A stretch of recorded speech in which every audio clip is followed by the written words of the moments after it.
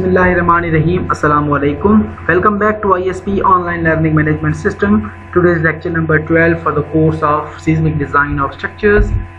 This course is generally for MSc Civil Engineering with specialization in Structural Engineering. I myself, Engineer Dr. Muhammad Aslam, Assistant Professor, Department of Civil Engineering, Institute of Southern Punjab, Multan.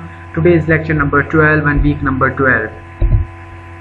So in our today's lecture we are going to continue our topic on response spectrum. Response spectrum हमने discuss किया था last class के अंदर, जिसमें हमें एक maximum response of structure मिल रहा होता है किस टर्म्स के अंदर, in terms of maximum displacement, in terms of maximum velocity and in terms of maximum acceleration at a required time period, जो कि हमें टाइम पीरियड के ऊपर, और फ्रीक्वेंसी जो है वो या जो डैम्पिंग है उसको हम कांस्टेंट कंसीडर कर रहे होते हैं for the different type of simple oscillators या different type of single degree of freedom systems.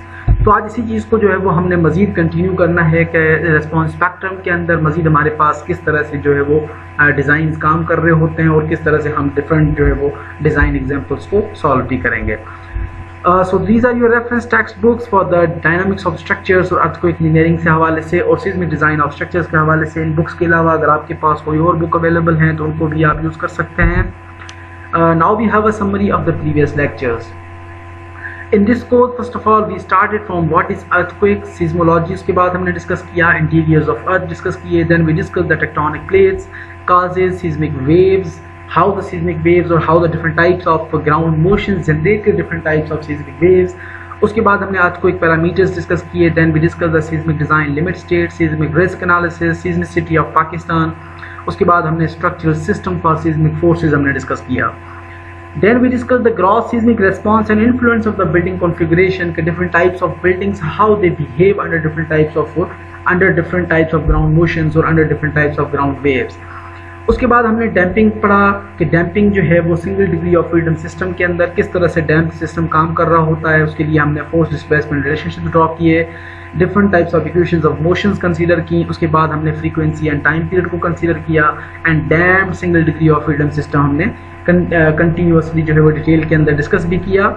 उसके बाद हमने single degree of freedom system under simple and harmonic loading भी कंसीडर किया और उसके लिए हमने जो है वो डिफरेंट टाइप्स के डिज़ाइन एग्जांपल्स भी सॉल्व किए और उसको simple methods and by bandwidth method हमने दोनों जो है वो single degree of freedom systems को हमने सॉल्व किया है।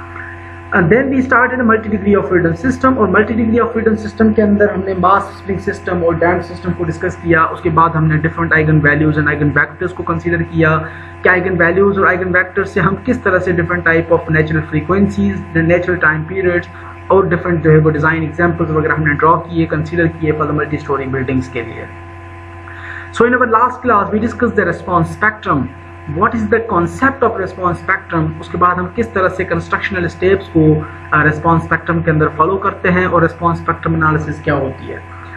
बहुत सारी चीज़ें हम लास्ट लेक्चर के अंदर ऑलरेडी response spectrum के हवाले से डिस्कस कराए थे और आज जो है वो हम उसी टॉपिक को मज़ीद कंटिन्यू करते हैं। जो चीज़ें रह जाती हैं response spectrum के अंदर, जो डिटेल के अंदर मज़ीद एक्सप्लोर करने की ज़रूरत होती है, उनको आज हम दोबारा डिस्कस करेंगे।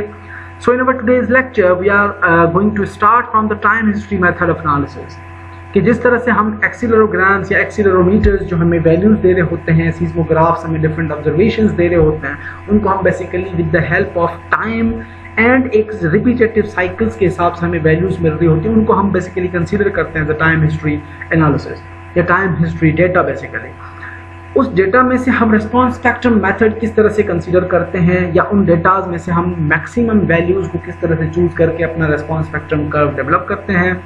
उसके बाद ये ओरिजिन और प्रोसीजर जो है वो रिस्पांस स्पेक्ट्रम मेथड का, वो भी दोबारा थोड़ा सा रिवाइज करेंगे।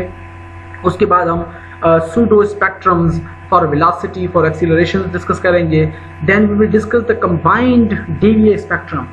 DVA spectrum basically is the displacement, velocity and acceleration spectrum, जिसके अंदर हम एक तीनों चीज़ों को, तीनों मैक्सिमम रिस्पॉन्सेस को कंसीडर करके एक ट्राइपर्टाइट ग्राफ जो है वो कंसीडर करते हैं और उस ग्राफ में से हम डिफरेंट वैल्यूज़ को ऑब्जर्व करते हैं, किस तरह से हम उन वैल्यूज़ को यूज़ करते हैं।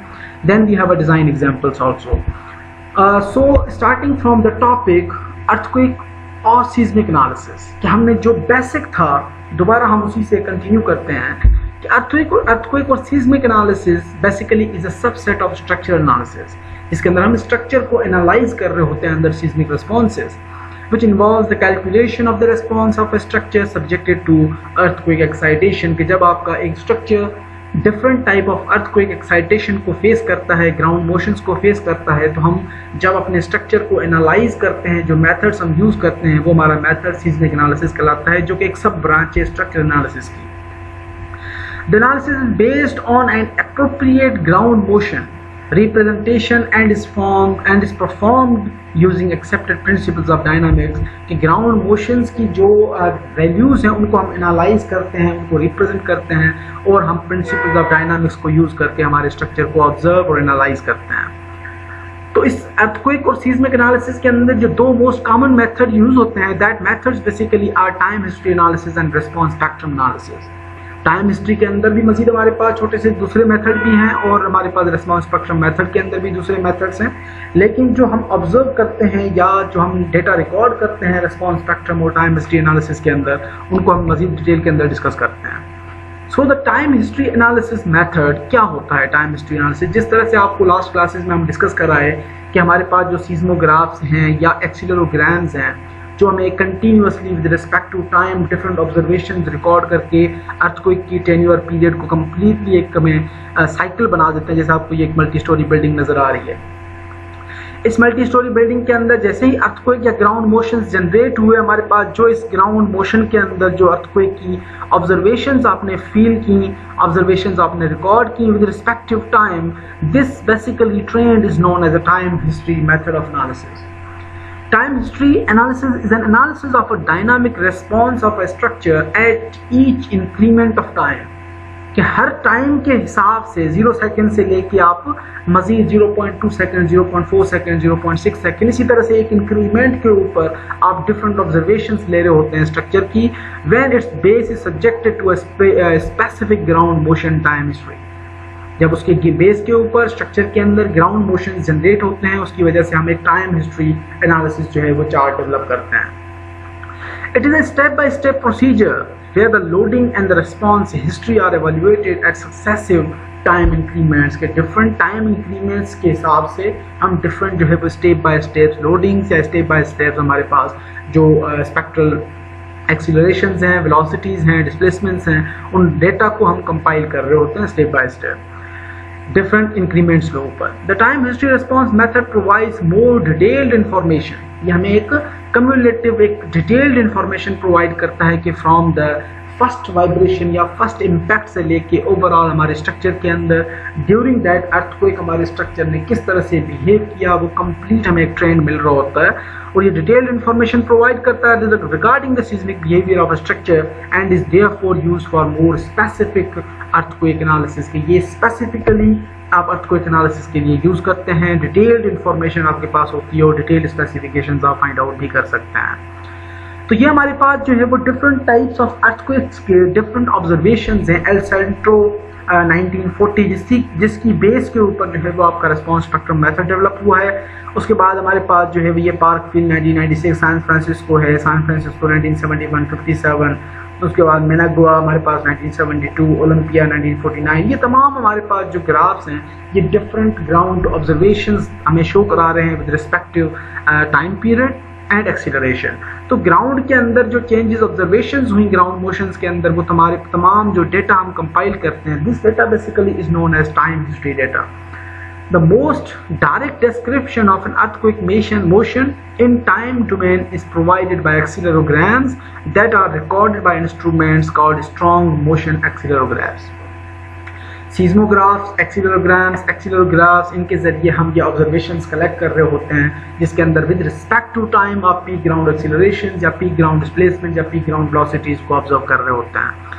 So peak ground acceleration, duration and frequency content of earthquake can be obtained from the accelerograms। Accelerograms mostly जो हम यूज करते हैं वो हमें पीक ग्राउंड एक्सीलरेशन दे रहे होते हैं, ड्यूरेशन ऑफ अर्थक्वेक दे रहे होते हैं एंड फ्रीक्वेंसी ऑफ अर्थक्वेक दे रहे होते हैं, वो हम एक्सीलरोग्राम से कलेक्ट करते हैं। And accelerogram can be integrated to obtain the time variations of the ground velocity and ground displacement. जो हमारे पास ऑब्जर्वेशन आई एक्सीलरोग्राम्स की, उन्हीं एक्सीलरोग्राम्स के ऑब्जर्वेशंस को हम यूज करके पीक ग्राउंड एक्सीलरेशंस को यूज करके peak ground velocities and peak ground displacement हम फाइंड आउट कर सकते हैं। तो जो ऑब्जर्वेशन आपने यहाँ देखी इस केस के अंदर, आपको एल सेंट्रो 1940 का जो एक चार्ट नजर आ रहा है, डिस्ट्रीब्यूशन नजर आ रही है, उसी एल सेंट्रो के हमने डिस्ट्रीब्यूशन को कंसीडर किया, क्योंकि इसकी ही बेस के ऊपर जो है वो हमारे पास रिस्पॉन्स स्पेक्ट्रम मेथड ड्राइव किया गया या बनाया गया था। नॉर्थ टू साउथ कंपोनेंट हमारे पास मई 1940 के अंदर ये एक अर्थक्वेक जनरेट हुआ था, जिसके अंदर हमारे पास विद रिस्पेक्टिव टाइम कंप्लीट जो एक्सीलरेशंस हैं वो रिकॉर्ड आपको यहाँ पे नजर आ रहा है चार्ट के अंदर। At 0 seconds we have acceleration of 0.00630, at हमारे पास 0.1 second we got value of 0.01 acceleration, 0.24 we got 0.00724। ये कंप्लीट ट्रेन जो है वो हमारे पास एक अप डाउन जो है वो ट्रेन डेवलप होता गया, जिसके अंदर आपके पास मैक्सिमम एक्सीलरेशन भी है, अपवर्ड एक्सीलरेशन भी है और डाउनवर्ड एक्सीलरेशंस भी हैं। तो ये एल सेंट्रो ग्राउंड मोशन जो हमारे पास आया, this time history data is known as a time history analysis, जिसके अंदर हम टाइम हिस्ट्री को फोकस करते थे। अब इस टाइम हिस्ट्री एनालिसिस को या मेथड को हम एनालिटिकली फॉर्मुलेट नहीं कर सकते, जो कि बहुत ही ज़्यादा मुश्किल था कि हम एनालिटिकल सॉल्यूशन अप्लाई करें इस तमाम जो डेटा को और उसमें से हम स्पेसिफिक वैल्यूज़ को ऑब्टेन करें। उसके बाद हमारे पास एनालिटिकल अप्रोच तो पॉसिबल नहीं था, तो इस वजह से हमने न्यूमेरिकल मेथड हम यूज़ करते थे इन ऑब्जर्वेशंस के लिए, जिन न्यूमेरिकल मेथड के अंदर हम इसी डेटा को यूज़ करके उस स्ट्रक्चर को डायनामिकली एनालाइज करते थे। और डिफरेंट मेथड्स कौन से थे? सेंट्रल डिफरेंस मेथड है, एवरेज एक्सीलरेशन मेथड है, न्यू मार्क्स मेथड है, जो कि हमने लास्ट क्लास में भी इनका एक ओवरव्यू या इंट्रो लिया था ऑलरेडी।